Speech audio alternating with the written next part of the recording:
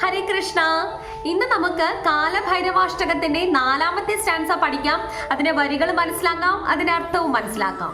ഭുക്തി മുക്തിദായകം പ്രശസ്ത ചാരു വിഗ്രഹം ഭക്തവത്സലം സ്ഥിതം സമസ്ത ലോക വിഗ്രഹം വിനിഗ്വനം മനോജ്ഞ ഹേമ കിങ്കിണിം ലസേത് കടിം കാശികാപുരാധിനാഥ കാലഭൈരവം ഭജേ കാശികാപുരാധിനാഥ കാലഭൈരവം ഭജേ. ഇപ്പോൾ ഞാൻ ഉരുവിട്ടത് കാലഭൈരവാഷ്ടകത്തിന്റെ 4ാമത്തെ സ്റ്റാൻസയാണ്. ഇതിന്റെ അർത്ഥം ഇങ്ങനെയാകുന്നു: കാശി കാലഭൈരവ സ്വാമിയുടെ മുന്നിൽ എന്റെ പ്രണാമം ഞാൻ അർപ്പിക്കുന്നു. അദ്ദേഹം ബുദ്ധിയും മുക്തി എന്ന് ഉദ്ദേശിക്കുന്നത് മോക്ഷത്തെയാണ്, മുക്തിയും പ്രദാനം ചെയ്യുന്നു. അദ്ദേഹം ഭക്തവത്സലനാണ്.